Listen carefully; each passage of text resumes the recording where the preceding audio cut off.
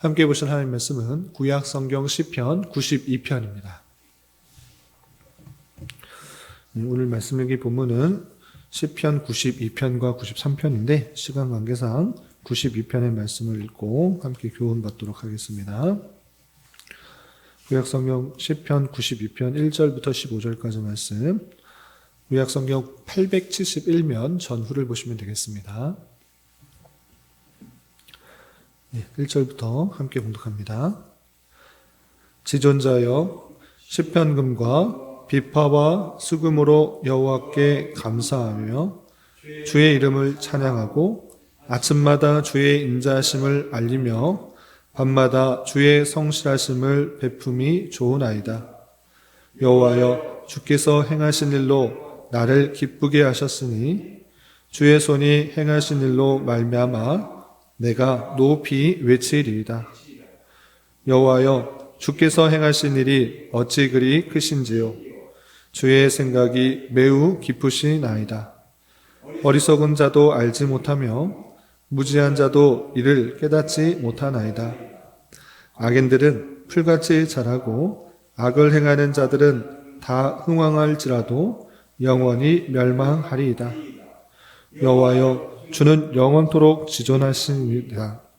여호와여, 주의 원수들은 패망하리이다. 정녕 주의 원수들은 패망하리이니 죄악을 행하는 자들은 다 흩어지리이다. 그러나 주께서 내 뿔을 들소의 뿔같이 높이셨으며 내게 신선한 기름을 부으셨나이다. 내 원수들이 보응받는 것을 내 눈으로 보며 일어나 나를 치는 행악자들이 보응받는 것을 내 귀로 들었도다. 의인은 종려나무같이 번성하며 레바논의 백향목같이 성장하리로다. 이는 여호와의 집에 심겼으며 우리 하나님의 뜰 안에서 번성하리로다. 그는 늙어도 여전히 결실하며 진액이 풍족하고 빛이 청청하니 여호와의 정직하심과 나의 바위되심과 그에게는 불의가 없음이 선포되리로다. 아멘. 오늘 함께 살펴볼 하나님 말씀은 시편 92편입니다. 시편 92편의 표제를 보면 안식일의 찬송시라고 제목이 붙어 있습니다. 그러니까 안식일에 구약 성도들이 안식일을 지켰을 적에 안식일의 때에 불렀던 찬송이라는 것을 알 수 있습니다. 그럼 안식일이 무엇인가를 먼저 생각해 봐야 되는데, 구약 시대에는 율법에 의해서 안식을 지켰습니다.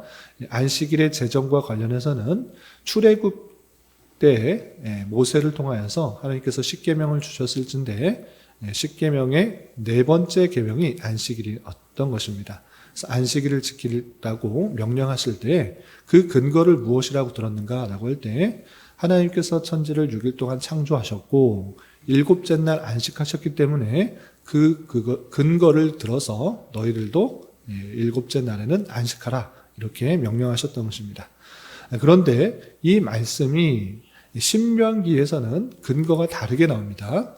출애굽한 백성들이 광야 40년 동안 20세 이상 사람들은 다 죽고 새로운 세대에게 그 율법들을 다시 전할 때 그 근거를 안식일을 지켜라라는 그 근거를 구원과 관련해서 설명하고 있는 것을 볼 수 있습니다. 너희들이 출애굽에서 나왔을 때 그 근거로 너희들이 구원을 받았기 때문에 안식일을 지켜라 이렇게 명령했던 것입니다.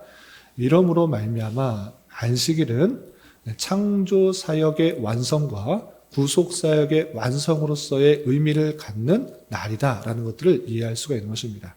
그래서 신약 성경과 함께 생각하여 볼 때 이것은 천국의 완성된 모습으로 새 하늘과 새 땅에 있을 것을 늘 기억하면서 안식일을 지키도록 한 것입니다.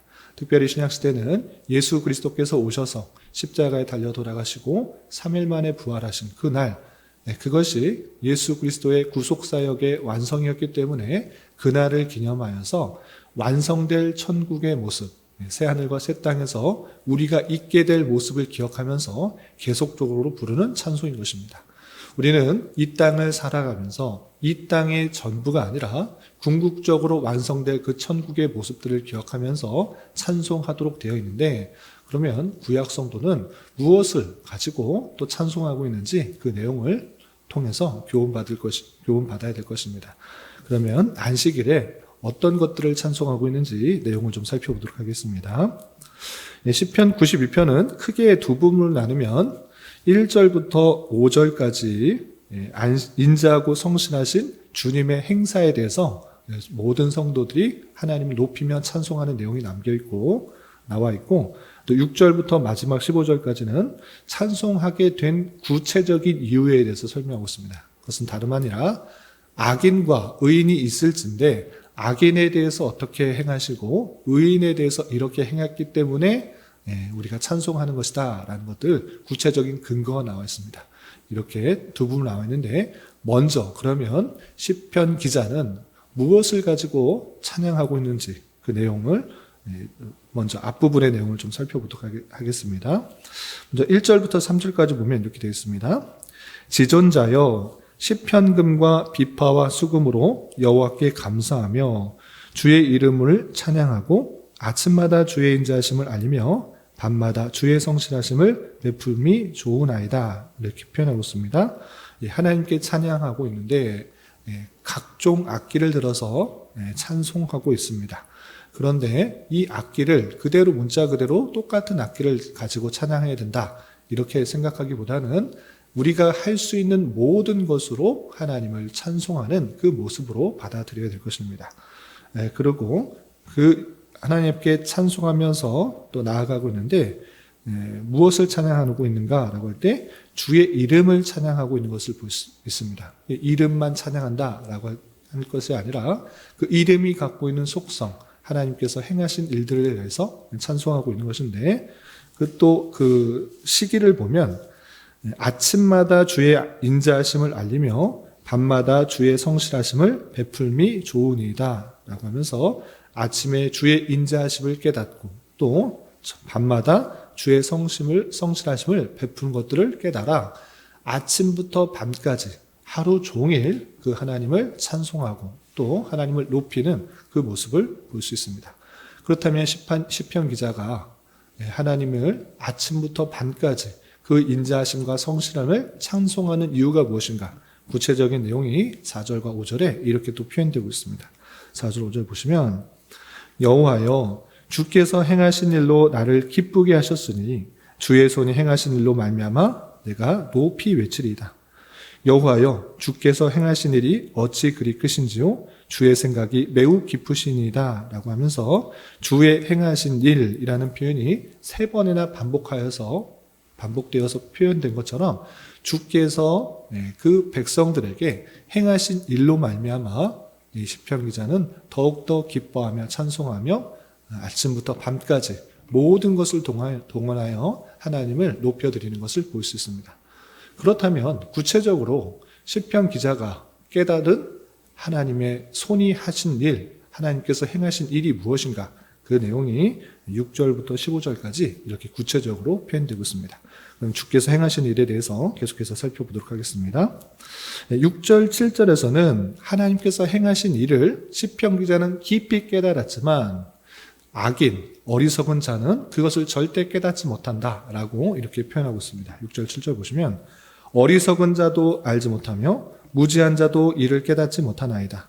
악인들은 풀같이 자라고 악을 행하는 자들은 다 흥왕할지라도 영원히 멸망하리라 라고 하면서 시편 기자는 깨달았지만 어리석은 자, 무지한 자, 악인들 절대 깨닫지 못하고 그들이 잠깐 흥왕하는 것 같아 보이지만 그것은 영원히 멸망한다, 이렇게 표현하고 있는 것입니다.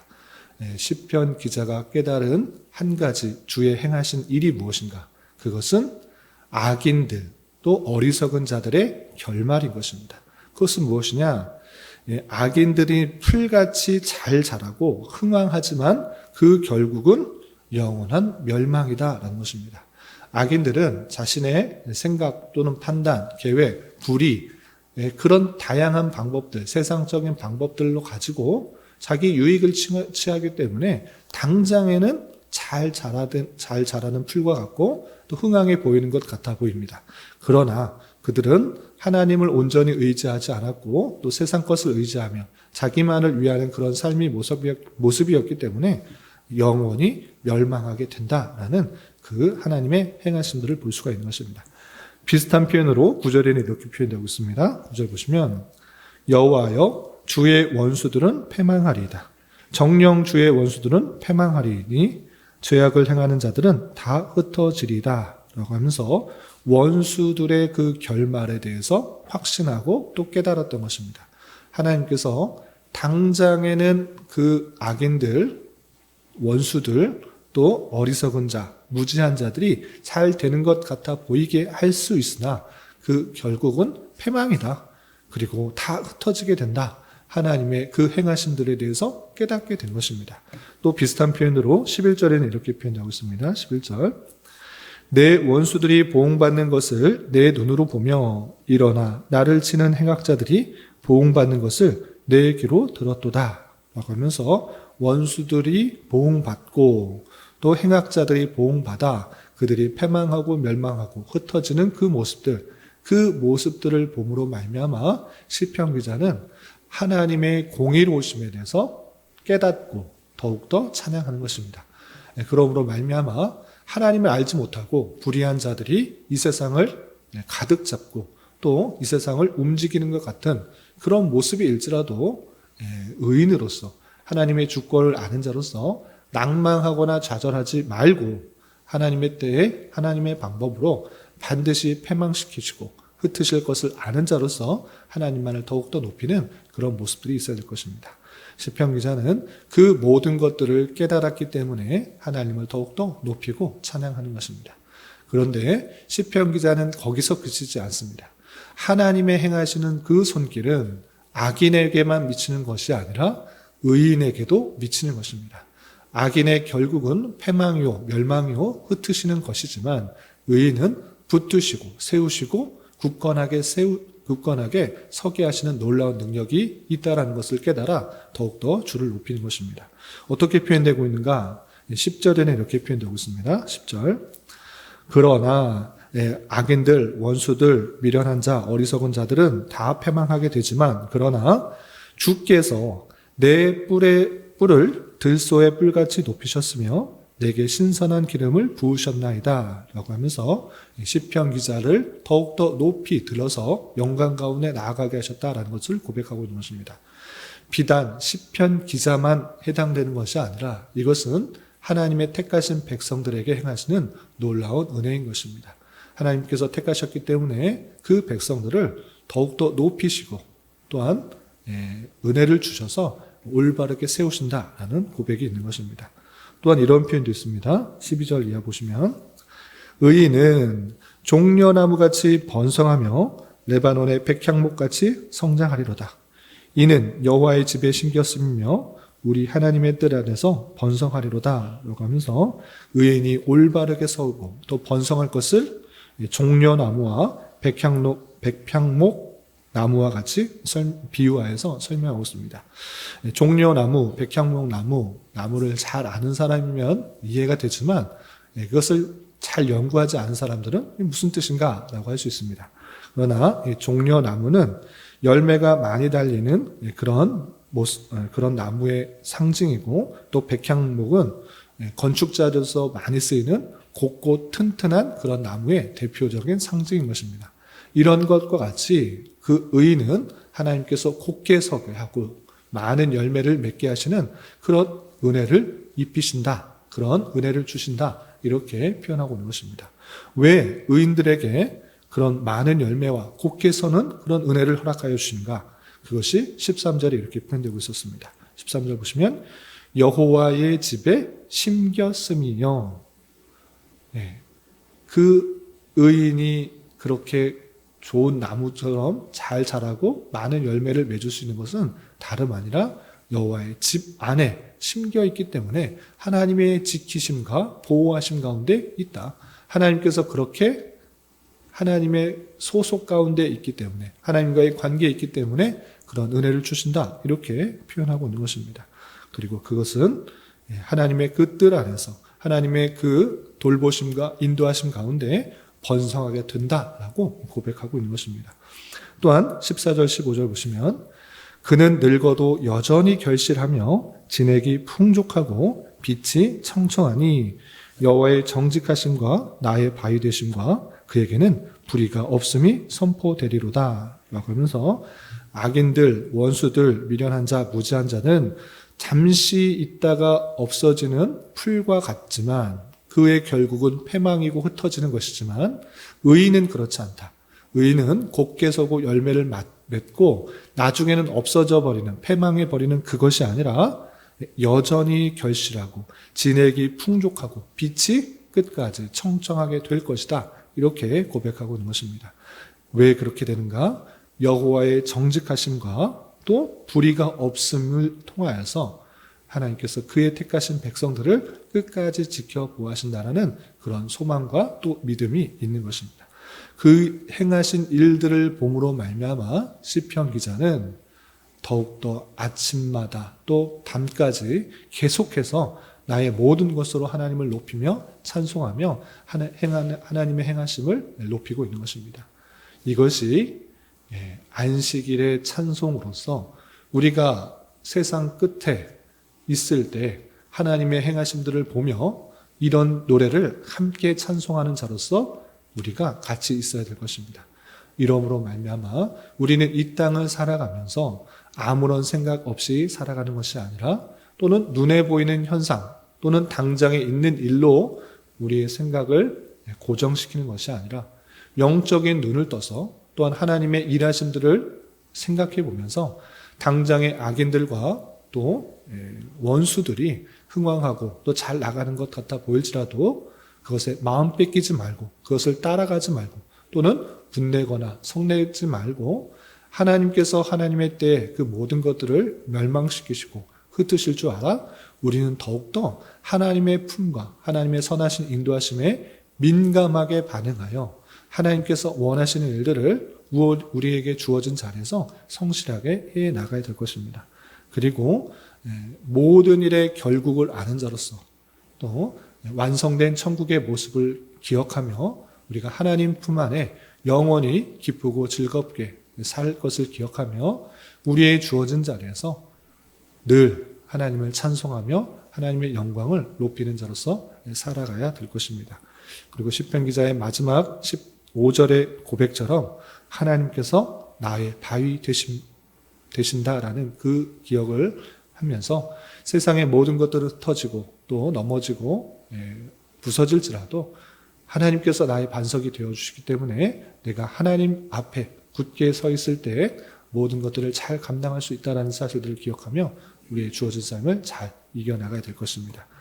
이런 말씀의 교훈에 따라 오늘 하루 남은 한평생 힘있게 살아갈 수 있는 저와 여러분이 되시기를 주님의 이름으로 부탁을 드립니다. 기도하겠습니다. 하나님 아버지 감사합니다. 오늘 말씀을 통하여 주님의 행하심의 놀라움을 찬양하는 시편의 말씀을 대하였습니다. 이런 말씀을 대하는 자로서 하나님의 일하심에 대하여 더욱더 민감하게 반응하는 자 되게 하여 주시고 원수들의 당장의 흥황에 대하여 원망과 불평하는 것이 아니라 하나님께서 반드시 보응하시며 그 결국은 패망인 것을 알아 더욱더 주님만을 의지하며 그의 인도하심을 간구하며 오직 나의 반석 되시는 주님의 보호하심을 기대하며 살아가는 인생 되게 하여 주시옵소서. 주님, 12월은 성탄이라는 주제로 한 달을 보내려고 합니다. 여러 가지 어렵고 힘든 일들이 있을지라도 성탄의 기쁨과 감사로 한 해를 잘 마무리할 수 있도록 은혜를 더하여 주시옵소서. 주님, 나라를 위하여 기도합니다.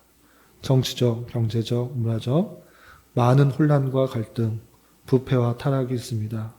주님, 위정자들에게 지혜와 능력을 더하여 주시고 올바른 결정과 통치를 할 수 있도록 인도하여 주시며 이 나라에서 진리의 말씀이 온전히 선포되고 창조 질서가 올바르게 유지되며 하나님께 자유롭게 예배하고 오직 주님께만 영광 돌리는 데 부족함이 없는 나라 되게 하여 주시옵소서.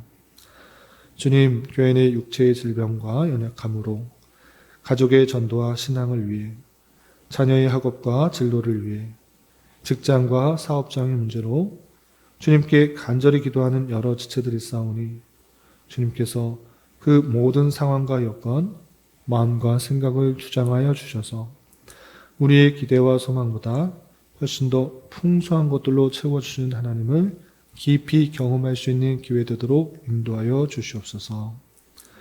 이 시간 한 주간의 삶을 올려드리며 각자 간절하게 간구하는 기도 제목 주님께서 들으시고 가장 선한 것들로 응답하여 주시옵소서.